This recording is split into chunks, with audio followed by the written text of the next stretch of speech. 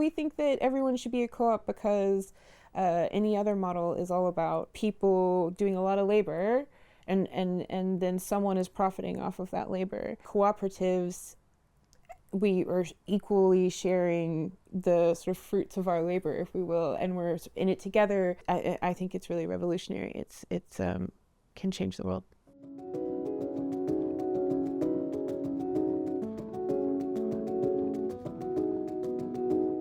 We're Rhyze Mushrooms, Edinburgh. We're a cooperative based in the northwest of town. We're a small mushroom farm and a mycology, so like mushroom education project. We grow mushrooms for sale. We're focused on growing mushrooms from waste as sustainably as possible and developing those skills here on the farm and then sharing them with as many people as possible. So we run workshops across Scotland, here in Edinburgh, online, teaching folk how to grow mushrooms. There's 4 of us working here at the minute. We all run the farm together, and then we have a few different distinct responsibilities. This is the fruiting chamber of our farm. We built our farm in a 40-foot shipping container. This is an oyster mushroom. It's about ready for harvest, and you can tell because the caps are starting to lift up. We all come from like a activist background. We all believe in like organizing ourselves in a democratic way. We think that people should be as autonomous as possible and make decisions collectively. There's always opportunities for people to feedback. There's always opportunities for people to input. We create as much space as possible in the organization for giving feedback, not just on ideas, but on each other's presence in the workspace and like how we make each other feel. I think that's what we need actually to feel like safe and motivated at work. At the moment, we're building a 72-foot long polytunnel for the worms, also known as the Worm Palace.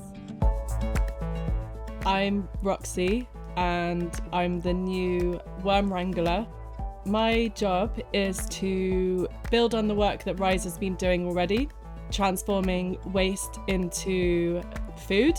I'm building on that by establishing a worm farm, which will be home collectively to 1 million worms.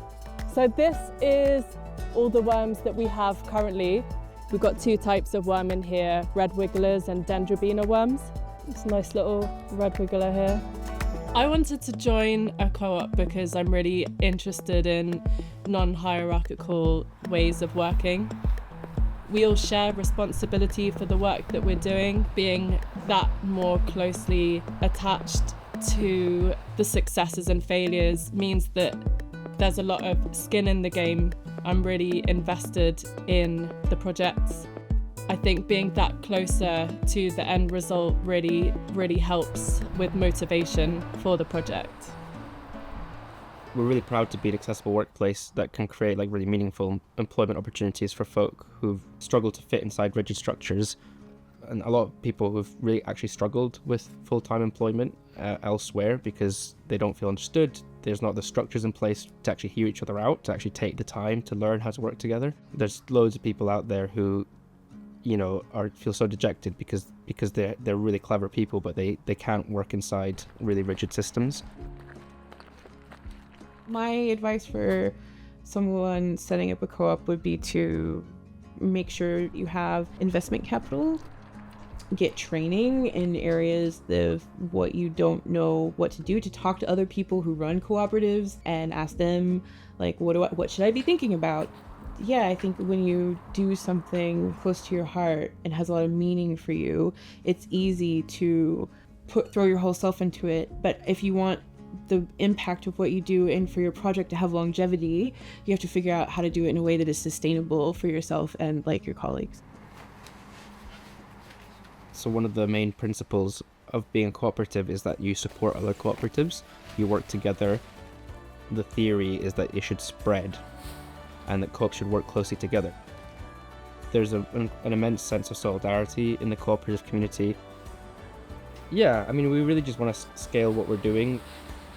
We want to be a bigger organization. We want to employ more people. We know that there's so many folk out there, brilliant minds, who are desperate to work in cooperative spaces, and there's not that many opportunities.